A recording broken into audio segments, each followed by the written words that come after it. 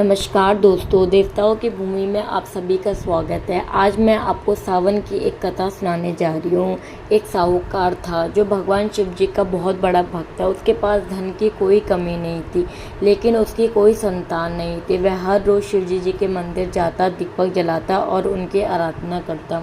उसके बाद इस भक्तिभाव को देख के एक दिन माता पार्वती शिव जी से कहने लगी, हे प्रभु, ये आपका अन्य भक्तों में से एक है। अगर आपको इसको किसी प्रकार का कष्ट है तो आप उसे अवश्य दूर करें। शिव जी बोले, पार्वती, इस साहूकार के पास पुत्र नहीं है, यह इसी बात से दुखी रहता है। माता पार्वती कहने लगी, हे ईश्वर, कृपा करके इसे पुत्र का वरदान दीजिए। तब भोलेनाथ ने कहा, पार्वती, साहूकार के भाग्य में पुत्र का योग नहीं है। ऐसे में अगर इसे पुत्र की प्राप्ति हो भी गई, लेकिन वह 12 वर्ष की आयु तक ही जीवित रहेगा।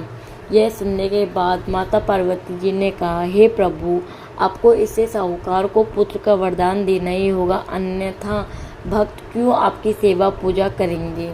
माता के बार बार कहने पर भोलेनाथ ने साहूकार को पुत्र वरदान दिया, लेकिन ये भी कहा कि केवल ये 12 वर्ष तक ही जीवित रहेगा। साहूकार ये सारी बातें सुन रहा था, इसलिए उसे ना तो खुशी हुई और ना ही दुख। ये पहले की तरह ही भोलेनाथ की पूजा अर्चना करता रहता। उधर सेठानी गर्भवती हो गई। 90 महीने उसे सुंदर सा बालक की प्राप्ति हुई। परिवार में बहुत खुशियाँ आई, लेकिन उसके बालक की 12 वर्ष की आयु का जिक्र किसी से नहीं किया। जब बालक 11 वर्ष की आयु का हो गया तो एक दिन साहूकार की सेठानी ने बालक के विवाह के लिए कहा। तो साहूकार ने कहा, यह अभी बालक को पढ़ने के लिए काशी भेजेगा। इसके बाद उसके बालक के मामा जी को बुलाया और कहा, इसे काशी पढ़ने के लिए ले जाओ और रास्ते में जिस भी स्थान पर रुको वहाँ यज्ञ ब्राह्मणों का भोजन करते हुए आगे बढ़ना।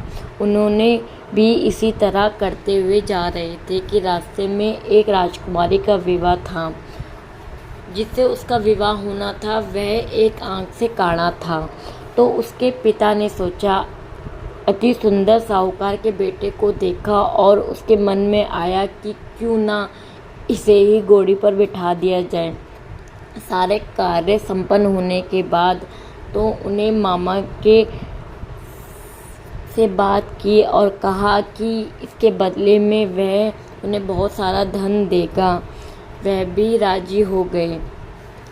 उसके बाद साहूकार के बेटे को विवाह की बेदी पर बिठाया और वह विवाह कार्य संपन्न हो गया।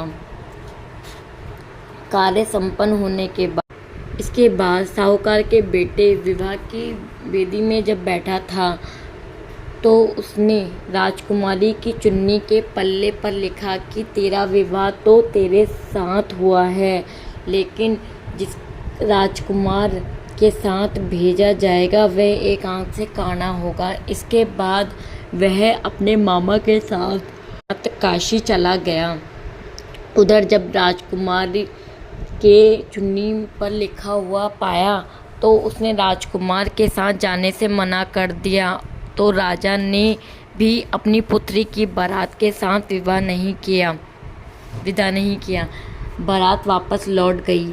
उधर मामा और भांजे काशी पहुंच गए थे। एक दिन जब मामा ने यज्ञ रचा रखा था तब भांजा बहुत देर तक बाहर नहीं आया। तो मामा के अंदर जाकर देखा तो भांजे के प्राण निकल चुके थे। वह बहुत परेशान हुआ, रोने लगा, लेकिन सोचा कि अभी रोना पीटना मचाया तो ब्राह्मण चले जाएंगे और यज्ञ का कार्य अधूरा रह जाएगा। जब यज्ञ संपन्न हुआ तो मामा के रोना पीटना शुरू किया। उसी समय शिव पार्वती उधर से जा रहे थे। तो माता पार्वती ने शिव जी से पूछा, हे प्रभु, ये कौन रो रहा है। तभी उन्हें पता चला कि यह तो भोलेनाथ के आशीर्वाद से जन्मा साहूकार का पुत्र है। तब माता पार्वती कहने लगी, हे स्वामी, इसे जीवित कर दें, अन्यथा रोते रोते इसके माता पिता के प्राण चले जाएंगे।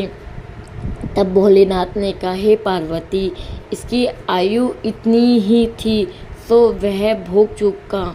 लेकिन माँ के बार बार आग्रह करने पर भोलेनाथ ने उसे जीवित कर दिया। लड़का ओम नमः शिवाय करते हुए जी उठा और मामा भांजे दोनों ने ईश्वर को धन्यवाद दिया, अपनी नगरी की ओर लौटे। रास्ते में वह नगर पड़ा और राजकुमारी ने उन्हें पहचान लिया। तब राजा ने राजकुमारी को साहूकार के बेटे के साथ बहुत सा धन देके विदा किया।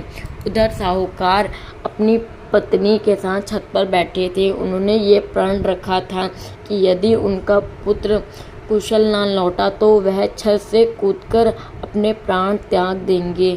तभी लड़के के मामा ने आकर साहूकार के बेटे और बहू के आने का समाचार सुनाया, लेकिन वह नहीं माने।